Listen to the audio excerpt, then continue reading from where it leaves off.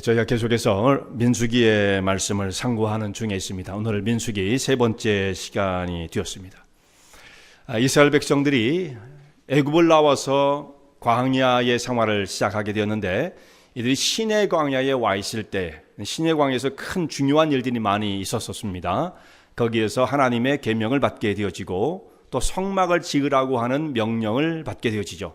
그리고 그 명령을 따라서 성막이 완성되어진 것도 이 시내 광야에서요. 시내 산이 그 앞에 있고 그 앞에 펼쳐진 시내 광야에서 이 일들이 다 이루어집니다. 그리고 난 다음 한 달이 지나고 나서 2월 1일이라고 그랬죠.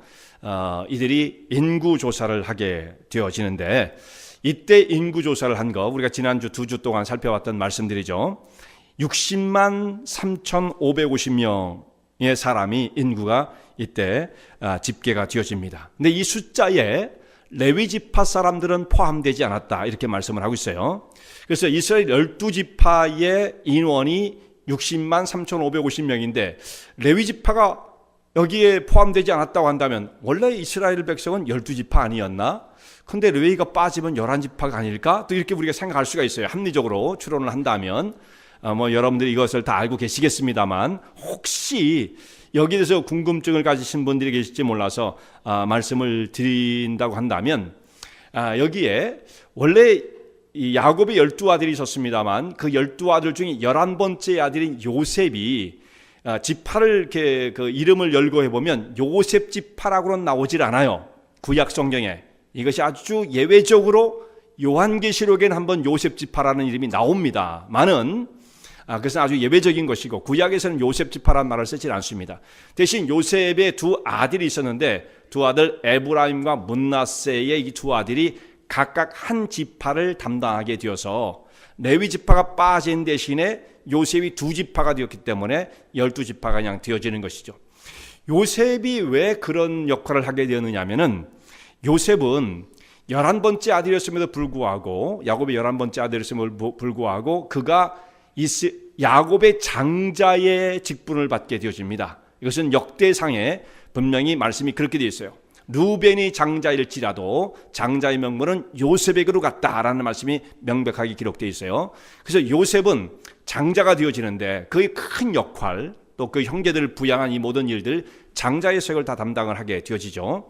장자는 보통 다른 차자나 그 다른 아들들에 비해서 두 몫을 상속받게 되어집니다. 그래서 요셉이 두 몫의 역할을 하게 되어지죠. 그래서 그의 두 아들이 한 지파씩 담당을 해서 이스라엘 12지파를 형성하게 되어지고, 레위 지파는 거기에서 제외가, 인원수를 하려는데 제외가 되어서도 12지파를 형성하는 데는 아무런 지장이 없었던 거죠. 그리고 이제 이 레위 지파 사람들은 군인이 아니고 오직 성막을 중심으로 살아가는 자들로 구별되어 자들이었기 때문에 군인 수를 세는 데에는 그 인구가 포함되지 않았던 것입니다. 레위인은 성막을 중심으로 해서 성막을 섬기고 하나님을 섬기는 풀타임의 사역을 감당하면서 그 일을 행함으로 이들은 생활하는 자들이었어요. 이들에겐 땅이 주어지지 않았고 어떤 다른 기업이 주어지지 않았습니다. 그러니까 농사를 짓는다든지 짐승을 키운다든지 이런 일이 없었어요.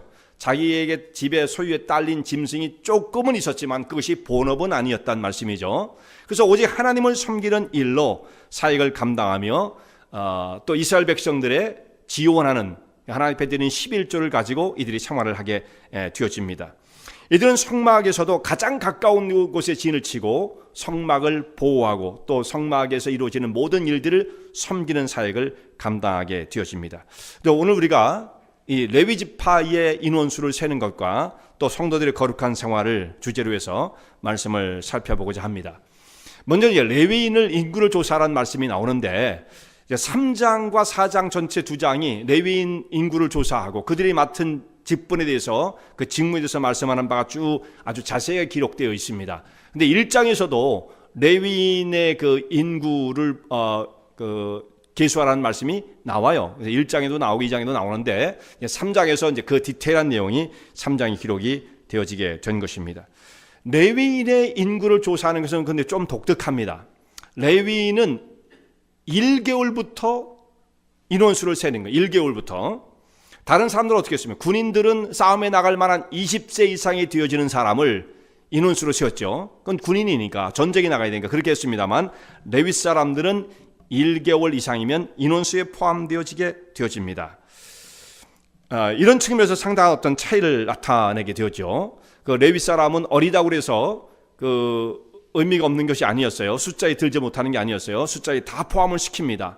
근데 이 의미가 나중에 다른 의미와 연결되어집니다. 잠시 후에 그 말씀을 드리도록 하겠습니다. 이 레위는요, 야곱의 12아들 중에 세 번째 아들입니다. 루벤, 시므온, 레위, 유다 이런 수순으로 내려가게 되어지죠. 세 번째 아들인데 그 레위에게 세 아들이 있었어요. 세 아들, 게르손, 고한, 무라리. 점점 복잡해집니다만 여러분들이 이름을 다 기억하면 좋고 기억하지 못하셔도 세 아들이 있었구나 이 정도만 여러분 기억을 하시기 바랍니다. 그래서 이 세 아들 그들이 조상이 되어서 그 종족을 조상을 따라서 인원수를 계산하게 되어집니다. 그 이유는 나중에 게르손과 고핫과 무라리의 그 후손들에게 각각 부여된 사명이 달랐기 때문에 처음부터 인원수도 이제 다시 그렇게 분류해서 세게 되어지는데 게르손 후손의 그 인원수를 세니까 1개월 이상 남자는 7,500명, 고핫의 1개월 이상 된 그 남자의 수는 8,600명, 무라리는 6,200명 이렇게 되어서 전체 총합을 하니까 22,000명이 되었어요. 22,000명. 이 사람들이 몇천 명까지는 여러분이 기억하지 않으셔도 됩니다. 총계가 22,000명이었다. 이렇게 여러분 이것을 기억하시면 좋겠습니다. 그리고 난 다음 이들이 22,000명이라고 하는 인원이 집계가 되었을 때 하나님께서 모세에게 또 무슨 명령을 내리시냐면 이제 이스라엘의 12지파 가운데에 장자의 수를 헤아려라 이렇게 돼 있어요. 그러니까 인원수 세는 게 여러 가지 복잡합니다. 20세 이상의 모든 남자를 다 세라고 그랬고 이번에는 또 어떻게 되냐면 1개월 이상 되어진 모든 지파를 막론하고 이제 레위처럼 빼고 나서 12지파의 1개월 이상 된 자의 장자의 수를 세워라. 또 한 번 인원수를 또 세는 거예요. 한 번 셀 때 그것이 다 분류가 됐겠습니다만 그 숫자를 세보니까 22,273명이 나왔어요. 그래서 이 사람들이 레위 사람들보다 273명이 많았습니다. 이 차이, 편차가 생기게 되어져요. 왜 여기서 레위인의 인원수 1개월 이상 되는 남자의 수를 세라고 하시고 장자의 수를 세라고 하셨느냐면 이 두 가지가 연관성이 있어요. 왜냐하면 하나님께서는 레위 지파를 하나님의 선택한 하나님의 것으로 취하시겠다고 말씀하십니다. 왜냐하면 원래 장자는 내 것이다 라고 말씀하시죠. 장자가 하나님의 것이 되어진 이유가 무엇입니까? 그것도 여기서 오늘 읽었던 말씀 가운데 그 내용이 나오는데 이스라엘 백성들이 애굽을 나올 때 6월절 날에 죽음이 장자의 죽음 당하는 재앙이 그 가운데 임하게 되었죠. 그때 하나님의 구속의 피, 어린 양의 피를 발랐습니다만 그것이 예수님의 십자가의 피를 의미하는 거죠. 그 구속의 피로 그들이 구속을 받았은즉 장자는 내 것이다 라고 말씀하시는 거예요. 그런데 하나님께서 그 장자를 취하는 것 대신에 레위 지파를 구별하여 하나님의 것으로 취하고 그들을 성소를 중심으로 살아가는 구별되어진 자로 세우시는 거예요. 그런데 인원수가 편차가 생긴 겁니다. 273명이 장자가 더 많은 거예요. 그러면 우리 같으면 2만 명 단위가 넘어갔으면 우리는 어떻게 합니까? 뭘 사다가 조금 떨어지면 뭐라고 그래요? 우수리 띱시다 그러잖아요. 우수리 띱시다. 그 정도로 쉽게 넘어가는데 하나님은 그렇게 하시지 않아요. 2만 명 단위가 되면 273명, 그것도 73명까지 이렇게까지 다 세시는 거예요. 그리고 어떻게 말씀하시냐면 이제 인원수가 장자가 더 많았은즉 22,000명까지는 구속이 되었지만 273명 구속이 안 됐다. 그러니까 그들은 속전을 내야 된다 이거예요. 생명값을 내라 이거예요. 생명값을 내라. 그래서 한 사람당 5세겔씩 계산을 해서 273명에 계산하니까 이게 1365세겔입니다. 이게 어마어마한 돈은 아니에요. 어마어마한 돈은 아닙니다만 이 돈을 걷어서 속전을 내어서 아론과 아론의 아들들 제사장에 주라 이렇게 말씀되어 있습니다. 속전의 값을 반드시 내라 라고 말씀을 하시는 거예요. 하나님은 이처럼 철저하신 분이시다라는 말씀입니다. 이 정도 몇만 명 단위에서 200 몇 명 정도의 차이가 나면 우리는 그 정도는 그냥 무시하고 갈 수 있겠습니다만, 하나님은 그렇게 말씀하시지 않고 이 속전을 반드시 내어서 속함을 받아야 한다라고 말씀하세요. 왜 근데 이렇게 하시느냐 하면, 영혼은 한 사람 한 사람이 중요한 것입니다. 대충 넘어갈 수가 없어요. 그리고 이 속전을 내라고 하시는 말씀은 뭐냐면, 이 속함을 받을 수 있는 그 5세기를 내므로써, 물론 여러분 5세기를 낸다고 사람의 생명값이 5세기이겠어요? 그건 그렇게 의미하는 말은 아니죠. 상징적 의미예요. 우리가 5세기를 내면 뭐 우리가 구원받는 거 아니잖아요. 돈을 가지고 구원받는 것도 아니고 상징적 의미죠. 반드시 사람은 구속을 받아야 한다라는 뜻이에요. 근데 구속을 받는데 이 구속은 개별적인 것입니다. 한 집단이 다 구원받으면 좋겠지만 그런 일은 벌어지지 않아요. 그 공동체에 소속되어지는 것은 대단히 중요한 의미를 가져요. 그러니까 하나님의 은혜를 우리가 깨닫게 되어지고 신앙생활의 규범을 배우게 되어지고 또 그 공동체가 함께 진행한 바를 따라서 같이 행군하며 신앙의 대열 가운데 참여하게 되어지니까 중요하긴 합니다만, 그 한 사람 한 사람이 하나님 앞에서 구원을 받는 구속의 역사가 일어나지 않으면 구원은 이루어질 수 없다는 것입니다.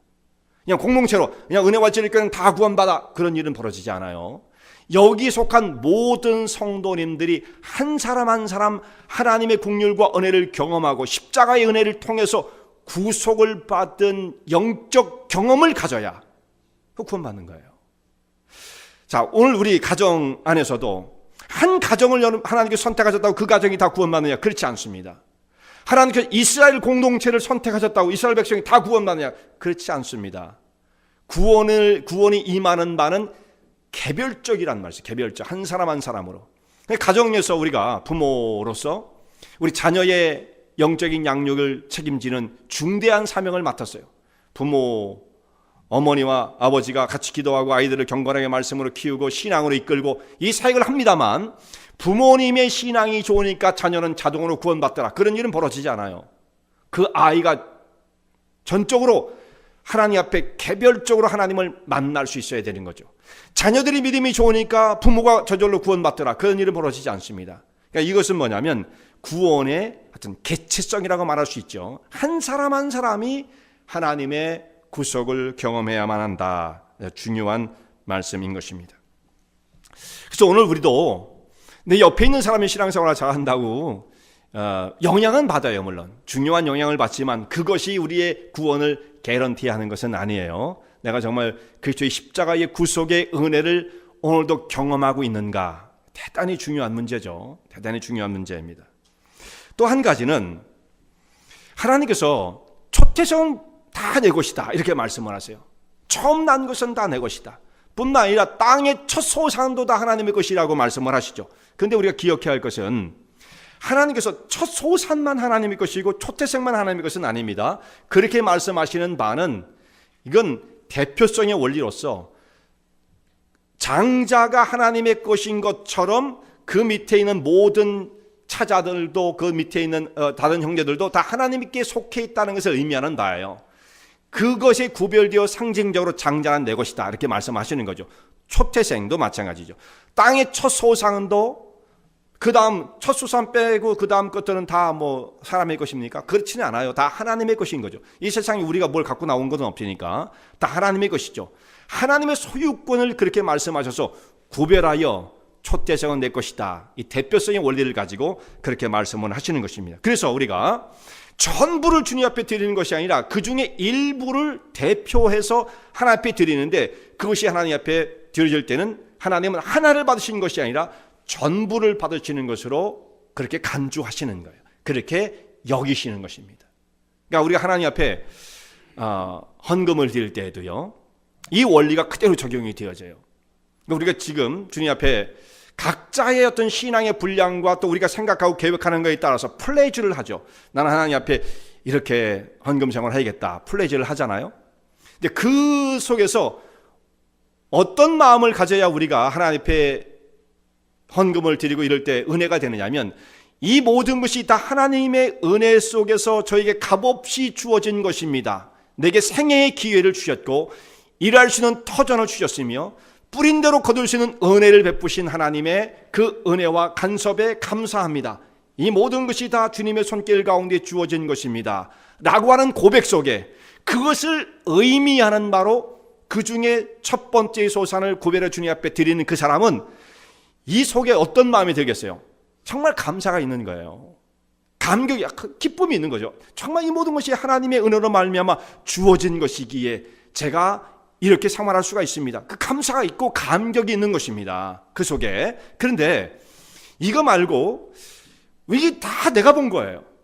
내가 땀 흘렸고 내가 수고했고 내 지혜를 가지고 내가 다 번 것들 중에 일부를 내가 뚝 잘라. 얼마인지는 모르지만 그걸 하나님 앞에 드리는 사람은 거기에 감격과 감사가 있을 수가 없어요. 아까운 거예요. 내가 선심 쓰듯이 하나님께 드리는 거거든. 내 건데 하나님 필요하세요? 좀 도와드릴까요? 이런 심정으로 드린다고 한다면 그 사람은 하나님 앞에 이 헌금 가운데 참여하지만 기쁨과 감사를 경험하지 못한 채 오히려 아까운 거죠. 이거 다음 주부터 안 하면 안 될까? 이런 생각이 드는 것입니다. 그래서 우리가 이 모든 것이 하나님의 것이라고 하는 이 초태생을 구별하여 주님께 이것은 내 것이라고 말씀하신 이 의미를 참 우리가 깊이 생각해야만 하겠습니다. 하나님은 참 철저한 분이시다 라는 말씀이에요. 이스라엘 백성들의 모든 그 장자가 내 것이다. 그것은 이스라엘 전체를 구속하신 하나님의 것인데 그 중에 대표성으로 장자는 내 것이다. 곧 너희는 다 내게 속해 있다. 이것을 말씀하시는 것입니다. 이건 생명뿐만 아니라 우리 삶의 모든 전부를 말씀하시는 것입니다. 그래서 장자를 구속하는 의미로 레위인을 하나님께서 구별하여 받으셨다. 자기 것으로 취하셨다는 것을 우리가 이 말씀을 통해 깨닫게 되어지고요. 레위 지파 사람들이 담당한 사역이 있는데요. 이들은 이제 성막을 운반할 때에 성막을 걷고 또 그 안에 있는 기구들을 옮기고 또 이동을 해서 다시 성막을 세워야 할 때 그것을 다시 제자리에 치는 이런 역할들을 이 레위 자손들이 담당을 했습니다. 그리고 이제 한 곳에 가서 성막을 딱 치게 되어지면 제일 먼저 그것을 해야죠. 이스라엘 200만이 움직이게 되는데 제일 먼저 언약궤가 앞서가고 그리고 그 다음에 일진이진께서 행군을 하게 되어 있습니다. 한 곳에 도착하면 거기서 이제 우리가 정착해서 머무를 것이라고 하면 가장 먼저 성막의 자리를 잡아야 돼요. 다른 진부터 치울 수가 없어요. 이 중심 속에 성막을 딱 배치를 하고 성막을 먼저 세우는 겁니다. 성막을 빨리 세우고 거기에 이제 언약궤를 안치하고 성막이 딱 완성되어지면 그걸 중심으로 해서 사방으로 이제 이스라엘 백성들이 진을 쳐서 성막을 보호하게 되어지는 것이죠. 레위 사람들은 성막에 가장 가까운 곳에 진을 치고 이들이 장막을 치고 하나님의 거룩함, 성막을 보존하는 사역을 감당하게 되어지고요. 무단으로 어떤 사람이 침입하게 되어지면 그들을 막고 심지어 그들을 죽이라 이렇게 말씀되어 있어요. 레위인이 사역을 감당하는 거예요. 그러므로 하나님의 영광이 훼손되어지지 않도록 성막의 안전을, 거룩을 보존하는 그런 역할을, 아주 중요한 역할을 감당하게 되었던 것입니다. 이스라엘 백성들 12지파는 성막을 레위 사람들 밖으로 이제 진을 치면서 전쟁을 하면서 외부의 침입자들을 다 막아내는 자들이고, 레위 사람들은 전쟁을 하진 않습니다. 성막을 지키는 이 사역에 최선을 다하는 사람들이었던 것입니다. 레위 사람들은 세 그룹으로 아까 말씀드린 세 그룹으로 나눠지는데 게르손, 고한, 무라리로 나뉘어지죠.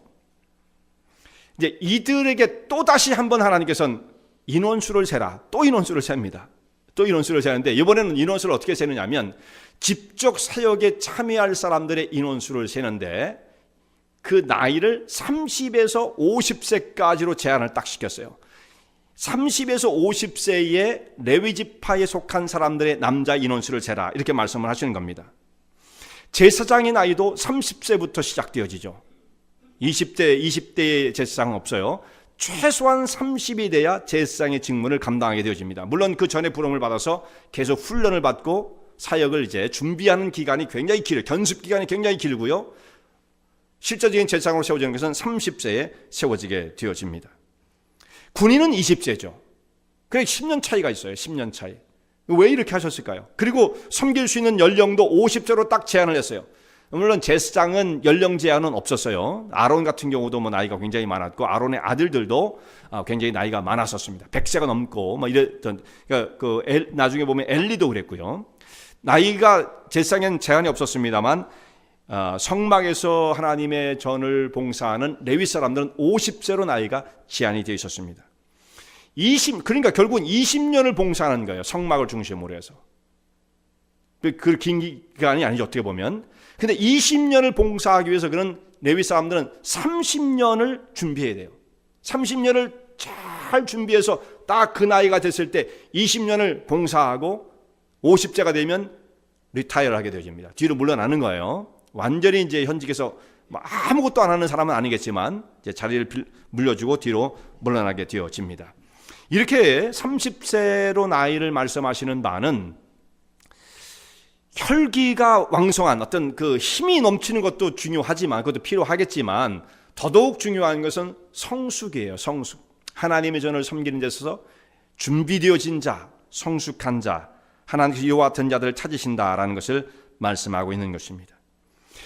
그래서 이제 세 자손으로 이제 임무가 배정이 되어지는데, 고핫 자손이 가장 보면 중요한 사역을 하는 것, 조금씩 차등이 있는 것 같아요. 이 고핫 자손이 가장 중요해요.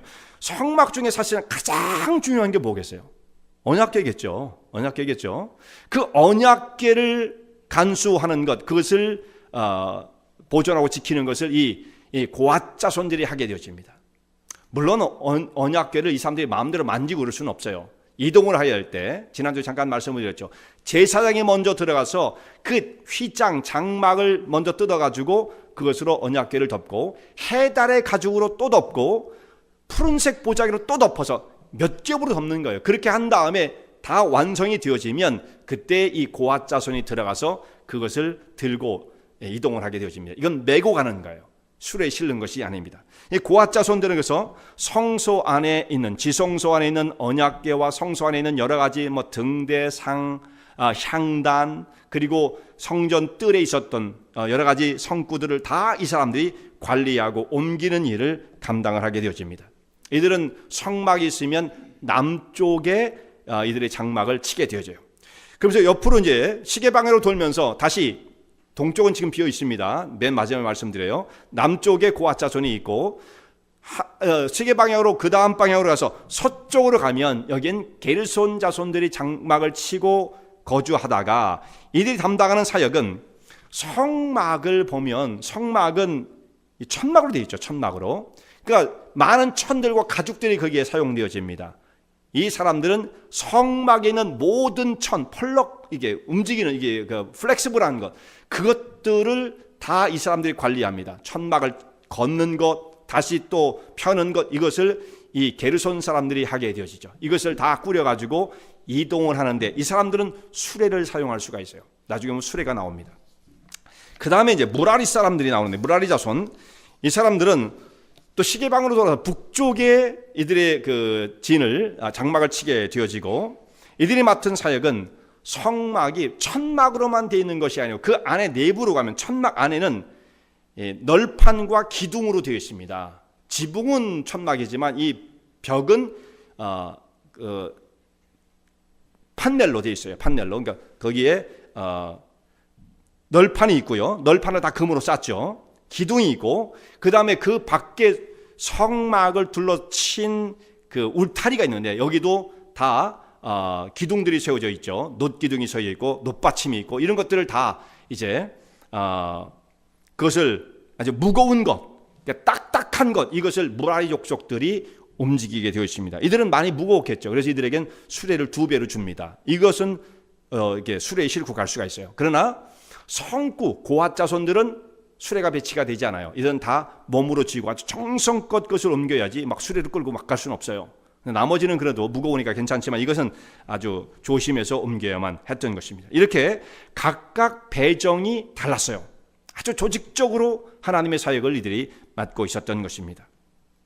그 다음에 이제 한 바퀴 더 돌아서 동쪽에는 이 레위 지파 사람들은 다 이제 진을 쳤고, 여기에는 제사장이 진을 치게 됩니다. 제사장이 장막을 치고 동쪽 문을 지키고 있습니다.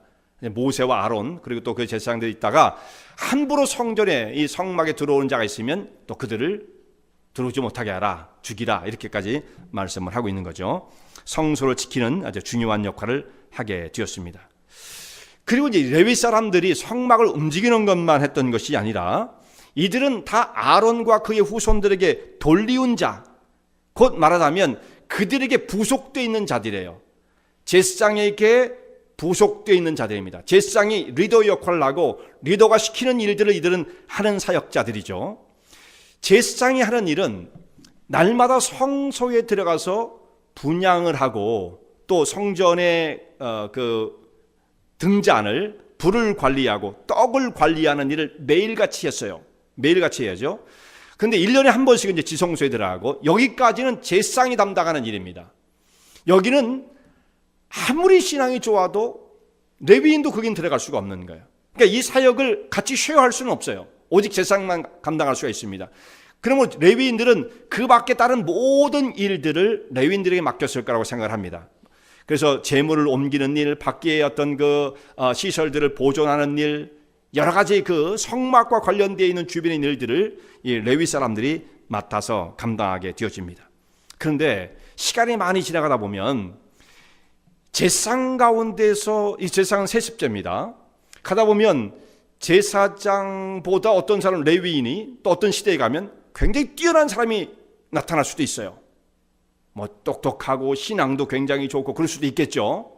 근데 그 당시에는 제사장의 제도가 성립되어 있는 그때에는 레위인이 자기가 아무리 뭐 똑똑하고 뭐 그 능력이 있어도 제사장의 역할을 대신할 수는 없습니다. 이건 딱 정해진 거예요. 이걸 함부로 사람이 바꿀 수는 없습니다. 자기의 본연의 위치를 지켜야만 한다라는 것이죠. 이래야만 하나님의 질서가 생겨요. 이래야만 하나님의 질서가 생깁니다. 제사장 밑에 부속되어진 것이다. 말하자면 우리 교회에서도요, 여러 가지 이 교회가 어떤 그런 지휘 체계가 뭐 이렇게 계급이 있는 것은 아니지만, 계급이 있는 것은 아니죠. 그러나 셀그룹만 해도 셀그룹의 리더와 또 셀그룹 인도자가 있고 그룹원들이 있어요. 거기에 세워진 그 직분자들을 존중해 줘야 됩니다. 그렇지 않으면 일을 못 해요. 왜 그런 식으로 하세요? 그러면서 막 이렇게 계속 옆에서 클레임을 걸게 되면, 컴플레인 하게 되면 정말 일하기 힘들어지죠.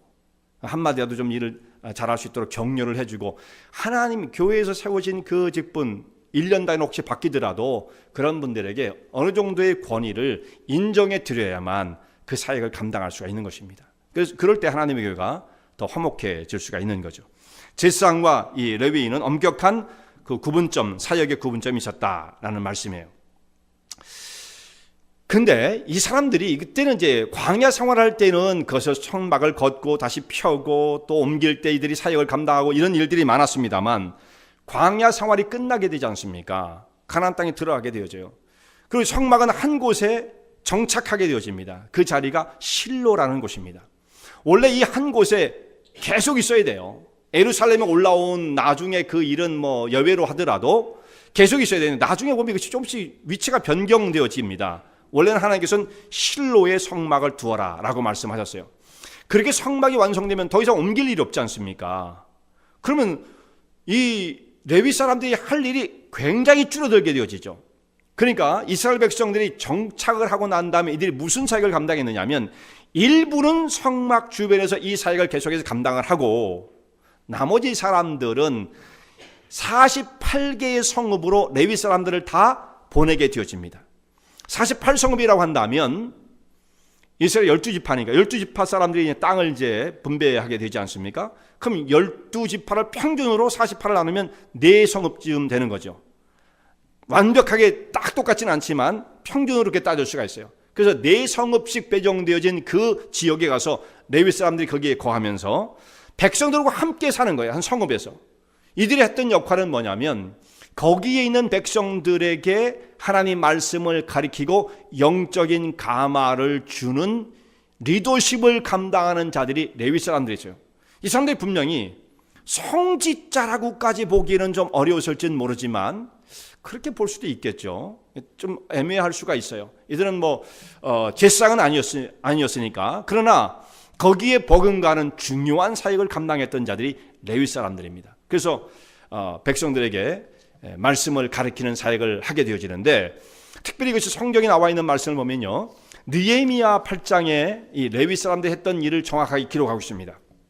이때가 언제냐면 이스라엘 백성들이 바벨론 포로로 끌려갔다가 이제 돌아오게 되어지죠. 포로 귀환이 이루어집니다.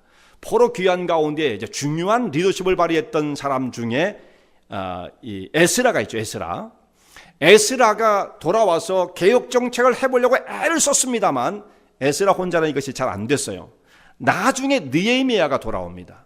느헤미야 행정가였는데 그 느헤미야가 돌아와서 같이 두 사람이 합해서 이스라엘 백성들을 개혁해 나가고 나라를 세울 때 그때 아주 놀라운 역사가 일어나게 되어지는데, 느헤미야 8장, 그러니까 에스라가 아니라 느헤미야 8장에서 에스라가 말씀을 전하는 장면이 나와요.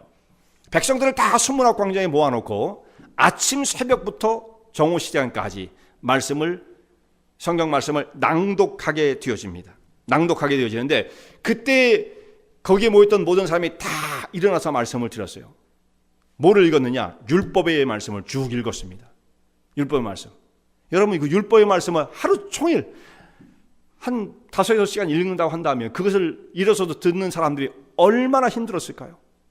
지금도 여러분 그렇게 힘들다고 말씀하시는데, 앉아서 들으시면서도 한 40분, 30분 이것도 힘들다고 그러시는데, 그 사람들이 그 잘 알아듣기 힘든 율법의 말씀을 몇 시간씩 서서 그 말씀을 들을 때 얼마나 힘들었겠어요. 그런데 거기 있는 말씀 보면 참 놀라운 것이 뭐냐면 그들이 다 눈물을 흘렸다.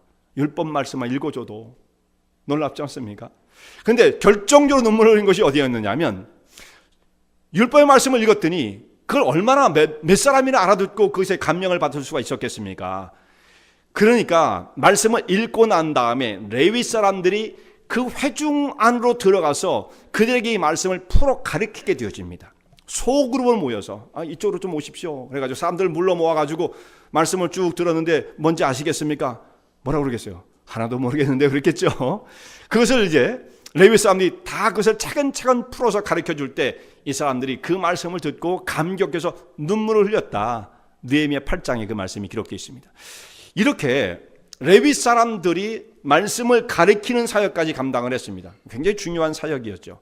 그러니까 이들은 제사장을 도울 뿐만 아니라 이스라엘 백성들의 영적인 생활을 이끌어가는 리더십을 발휘하는 자들이었어요. 굉장히 중요했어요. 영적인 사역을 감당하도록 부름을 받은 자들이었다. 그래서 이들의 영적인 생명력이 충만하고 영적으로 깨어있는 상태에 있다고 한다면 이스라엘 전체가 다 영적으로 활발한 생명력인 삶을 살아가게 되어지는 것이고요. 제사장과 또 레위 사람들이 힘이 빠져가지고 방향이 어디로 갈지 잘 모르겠다 하면 전체가 힘이 빠지고 방향을 잃어버리는 이런 결과가 나오게 되었던 것이죠. 그래서 레위인이 맡은 사역이 굉장히 중요했다라는 것을 깨닫게 되었습니다. 성막을 옮기는 것 정도가 아니었고 이스라엘 백성들의 영혼을 돌보는 사역을 감당했던 자들이다. 그러면 왜 하나님께서는 레위 사람에게 이런 사역을 맡겼을까? 왜 하필 레위 지파인가? 이들이 어떻게 해서 선택을 받게 되었는가? 말씀이 마지막 주제가 되어지겠습니다. 이 일은요, 하나님께서 이렇게 말씀하십니다. 내가 레위 지파를 선택했다라고 말씀하시는 거예요. 그럼 끝이에요. 모든 것을 자기의 뜻을 따라 주관하시는 전능자이신 주권자이신 하나님께서 내 뜻대로 레위 지파를 내가 선택한 거야 하면 뭐 더 이상의 무슨 설명이 필요 없죠, 물론. 그런데 우리는 그렇게만 하면 너무 좀 그렇잖아요. 딱 더 이상 할 말이 없네 이렇게 해버리고 말지 않습니까? 우리는 그래도 하나님께서 선택하신 뭔가 중요한 이유가 있겠지. 그래도 레위 사람들의 다른 사람들이 갖지 못한 무슨 영적인 특질이 있었겠지라고 생각을 하게 되어지죠. 그런 눈으로 성경을 보게 되어지면 그것을 발견할 수가 있어요. 하나님께서 내가 레위 지파를 내가 선택했고 장자 대신에 이들을 나의 소유로 삼았다. 그 말씀이 끝이에요. 그런데 왜 그렇게 하셨을까를 생각하면 거기에 중요한 의미를 발견하게 되어집니다. 이 레위 사람들은 원래 출발은 저주를 받은 사람들이었습니다. 레위 사람들은. 좀 이상하지 않습니까? 이들은 원래 저주 아래 놓여있던 자들이었어요. 야곱의 세 번째 아들, 야곱이 퍼부은 저주를 받고 생활하던 그 중에 있었던 자가 레위였던 것입니다. 왜 저주를 받았는가? 창세기 34장에 있는 말씀은 그게 큰 사건이 하나 벌어지죠. 이 레위의 동생 가운데 그 형제들의 동생 중에 디나라고 하는 동생, 여동생이 있었는데 세겜성에 놀러 갔다가 거기서 강제 폭행을 당하게 되어지죠. 그래서 이것을 보고 분노를 한 레위와 시므온이 참지를 못하고 꾀를 내고 트릭을 써서 세겜성 사람들을 남자들을 다 죽입니다. 엄청난 일이 벌어진 거죠. 자, 자기 동생이 끔찍한 일을 당하고 슬픈 일을 당한 것은 사실이지만 그렇다고 해서 이 일 때문에 한 성에 있는 남자를 다 죽인다? 너무한 거 아니겠습니까? 이런 사람들이 바로 이 레위와 시므온이었어요. 이렇게 아주 잔혹한 사람이었습니다. 그래서 이 일로 야곱이 큰 곤경 가운데 빠지게 되어지고 죽는 날까지 시므온과 레위가 한 일을 잊질 못해요. 그리고 그들을 저주합니다. 창세기 49장 야곱이 눈을 감는 그 자리에서 다른 아들들에겐 다 축복의 말씀을 주시는 거예요. 축복의 말씀을 요셉 같은 경우, 유다 같은 경우 엄청난 축복이 나오죠. 아셀 같은 경우 엄청난 축복이 나오는데, 근데 이 레위와 시므온에게는 축복이라는 말은 한 말씀도 안 나옵니다. 저주를 내립니다. 어떻게 저주를 하느냐면, 시므온과 레위는 형제요 그들의 칼은 잔해하는 기계로다. 그 노염이 혹독하니 저주를 받을 것이요. 저주가 한번 나오죠. 분기가 맹렬하니 저주를 받을 것이라. 또 한번 나와요. 축복의 말은 하나도 없습니다. 그리고 이들의 모임에 참여하지 마라. 이들과 같이 지내지 말아라 이거예요. 이들과 함께 엮이면 곤란한 일을 당한다. 가까이 가지 말아라 이런 것입니다. 그래서 내가 이들을 야곱 중에 나누이고 이스라엘 중에 흩을 것이다. 이렇게 말씀을 해요. 엄청난 저주죠. 그리고 이제 야곱이 눈을 감는 거예요. 죽는 순간까지 레위가 했던 그 잔혹한 행동을 잊지 않았던 야곱. 그리고 저주를 퍼붓고 그는 눈을 감게 되어집니다. 엄청난 일이죠. 그러니까 이 레위는 그 후손들이 저주를 받은 상태에 있었던 것입니다. 야곱이 한 대로요. 야곱이 그 축복한 대로 열매가 맺어지게 되거든요. 유다 같은 경우 너희를 다스리는 홀이 나올 것이다. 유다 같은 경우 그렇잖아요. 유다에 다윗이 나오고 결국 메시아가 오게 되어지고, 요셉 같은 경우 얼마나 번창하게 되어집니까? 이런 역사들이 일어났다는 말씀이에요. 근데 이 레위에게 퍼부은 저주도 이게 영향력이 지속되어 가는데 이 저주가 언젠간 끊어져야 되지 않겠습니까? 이 끊어지는 사건이 한번 발생하게 되어져요. 이런 자들이 어떻게 하나님의 성소를 섬기고 그것을 풀타임으로 사역하는 헌신된 자들이 되었을까? 한번 계기가 있었습니다. 출애굽기 32장에 나오는 말씀이죠.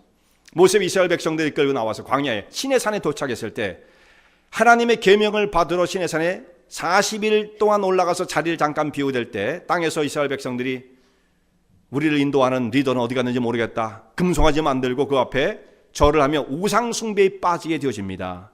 하나님께서 모세에게 야 너희 백성이 내 백성이 네가 이스라엘 땅에서 인도해낸 내 백성이 지금 타락했다. 빨리 내려가라. 하나님의 진도가 그냥 떨어지죠. 모세가 또 그 명령을 받고 내려왔더니 이스라엘 백성들이 우상 앞에서 우상을 섬기면서 난리가 난 거예요. 그 광경을 목격한 모세가 하나님이 주신 십계명을 땅바닥에 집어던지고 산 밑으로 집어던지고 다 깨트려 버립니다. 너희 같은 자들은 이 거룩한 말씀을 받을 만한 자격이 없다라는 것이죠. 그런 분노를 터뜨리는 거예요. 그리고 그 백성들 앞에 이렇게 외칩니다. 여기 이제 모세가 이렇게 외쳤어요. 누구든지 하나님 편에 서는 자는 내게로 나오라. 누구든지 하나님 편에 서는 자는 내게로 나오라. 그래서 그 이스라엘 백성을 향해서 그렇게 외쳤더니 다 머뭇머뭇거리고 있는 그때에 레위 지파 사람들이 쫙 일어나가지고 모세 옆에 와서 쫙 서는 거예요. 그러니까 모세가 그들을 향해서 그럼 너희는 칼을 차라. 또 칼을 다 무장을 했습니다. 그러면서 이 이스라엘 전 그 장막을 돌면서 지인을 다니면서 우상 숭배 가운데 빠진 자, 특별히 그것을 주동했던 자들을 칼로 치라. 그래서 칼날로 사람들을 쳐가지고 3,000명을 그날에 죽이게 되어집니다. 그날 3,000명을 죽였어요. 출애굽기 32장에 나오는 말씀이죠. 그래서 이들이 이스라엘의 악을 제거하는 일에 자발적으로 나서서 하나님 편에 섰던 자들이에요. 이것이 아주 놀라운 사건이었던 거죠.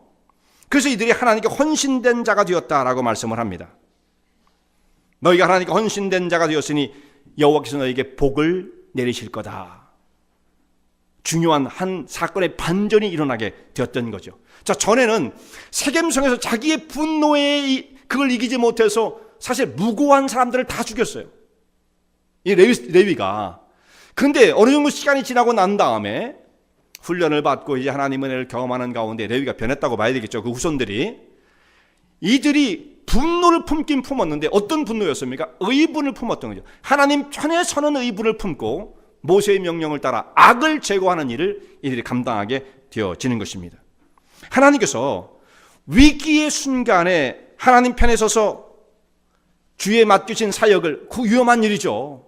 칼을 휘둘리는 일, 위험한 일이죠. 이 사역을 감당했던 레위 사람들의 헌신을 대단히 중요한 것으로 기억을 하십니다. 그러면서 말씀을 이렇게 하시는 거예요. 너희가 하나님께 오늘날 헌신하게 되었으니 여호와께서 내게 복을 내리실 거다. 그래서 하나님께서 그들을 선택하셔서 이 악을 제거한 이 사역이 인정되어 성소를 더럽혀지는 모든 일들로부터 너희가 그것을 막아야 된다. 하나님의 전을 거룩하게 보존하는 일을 너희가 담당해야 한다라고 이 사역을 레위 사람들에게 맡겨 주신 것입니다. 로컬 처치에서도요, 이런 일이 벌어질 수가 있습니다. 하나님이 그 세상 속에 있다 보니까 때로는 상처를 받고 고통을 당하고 위협을 만날 때도 있고 그럴 때가 있지 않습니까? 그럴 때에 생각지 않았던 사람들이 정말 딱 일어나가지고 하나님의 교회를 영적으로 든든하게 지켜내려고 하는 헌신된 자들이 있는 거예요. 그러한 역사의 과정들을 거치면서 그걸 다 기록하지 않아도 각 모든 교회마다 그런 수많은 고비들을 겪으면서 이 땅에 있는 교회는 그렇게 존재하는 것입니다. 이 땅에 있는 교회들은 거기에 기대하지 않았던 사람, 이 레위가 기대할 수 있는 사람이겠습니까? 과거에 무시무시했던 사람이죠. 세겜성 사람을 다 도륙했던 사람들이죠. 그런데 이 사람이 나중에 하나님의 의로운 편에 서서 이 사역을 감당하는 사람이 될 수도 있는 거예요. 로컬 처치에도 이런 사람들이 있을 수가 있는 거죠. 지금까지 수많은 사람들이 그런 사역들을 이름도 없이 빛도 없이 감당해 왔던 것입니다. 민수기 1장과 2장, 우리가 지난 2주에 걸쳐 살펴본 말씀은 군사로 부름을 받은 이스라엘 백성들의 모습을 말씀하고 있습니다. 싸우는 자들이다. 이 세상의 질서와 영적인 파괴적인 세력과 더불어 대항하려고 하는 마음을 갖지 않으면 우리는 하나님이 예비하신 가나안 복지를 향해서 갈 수가 없다. 군인으로 분을 받은 성도의 삶을 말씀해 주고 있는 거예요.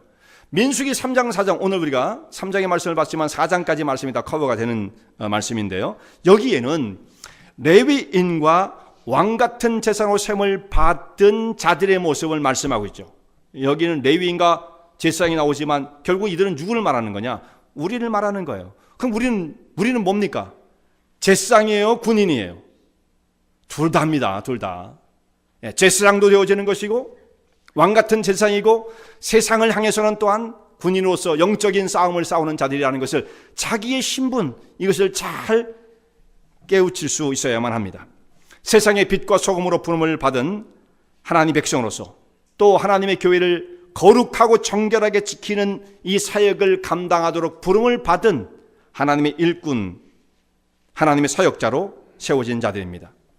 하나님께서 성소를 얼마나 귀하게 여기시는가. 성소. 모세에게 명령을 줘서 너 성소를 지어라. 내가 거할, 너희 가운데 내가 거할 성소를 지어라. 이렇게 말씀하시죠. 그 말씀대로 성소를 지었더니 하나님께서 그 성소를 인정하시고 얼마나 귀하게 여기시냐면 그 성소 가운데 영광으로 임재하셨습니다. 그 성소를 귀중하게 여기신 거예요. 그 가운데 임재하셨습니다. 그 천막에 하나님께서는 야, 이게 천막이잖아, 그렇게 말씀하지 않으시고 그 천막에 하나님의 영광이 임하셨습니다. 이제는 시대가 바뀌어서 이제는 하나님의 아들의 독생자 예수 그리스도의 피로 말미암아 값주고 사신 하나님의 교회를 이 땅에 세우시고 그 교회 위에 하나님께서 성령을 부으셔서 함께 계시는 거예요. 너희가 하나님의 전인 것과 하나님의 영이 너희 가운데 거하시는 것을 알지 못하느냐. 하나님의 전이요? 하나님의 영이 거하시는 것이다. 하나님의 전이 될 수 있는 것은 하나님의 영이 거하시기 때문이죠. 고린도전서 3장 16절에 있는 말씀이에요. 하나님의 성전이다, 이곳이. 그렇게 말씀하십니다. 그렇다면 이 하나님의 성전, 주의 몸된 교회를 얼마나 사랑하시겠습니까? 물론 교회는 여러분 건물을 말하는 게 아니에요. 이제는요, 성도들이 연합을 말하는 겁니다. 주의 백성들이 이렇게 모였지만 이 모임은 너무도 신령한 거예요. 하나님의 백성으로 부름을 받은 자들이 연합하여 그리스도의 신령한 몸을 이루고 하나님이 거하시는 성전을 이루는 하나님의 교회는 너무도 소중한 것입니다. 하나님께서 이 교회를 어떻게 보시겠어요? 천막도 그처럼 소중히 여기셨다고 한다면 그리스도의 피를 값주고 사신 하나님의 교회를 얼마나 소중히 여기시겠습니까? 그런데 여러분, 그 하나님의 교회가 가만 놔둬도 그냥 보존되어지는 것은 아니에요. 거기에 부름을 받은 사명을 깨닫는 백성들이 거기에 헌신하고 맡겨진 주의 사역을 잘 감당해야 주의 몸된 교회를 보존할 수가 있는 것입니다. 거기에 부름을 받은 자들이 레위 사람들이었죠. 오늘 우리는 하나님의 교회를 향해서는 레위인으로 또 왕같은 재산으로 부름을 받은 자들입니다. 이 귀중한 사역을 잘 감당해서 정말 주님 나라 가는 그 시간까지 하나님의 교회 더욱더 평안하고 생명 넘치고 능력이 넘치는 주의 사역을 펼치다가 주님 앞에 섰을 때 정말 잘했다 칭찬받는 주님의 종들 되실 수 있길 바랍니다.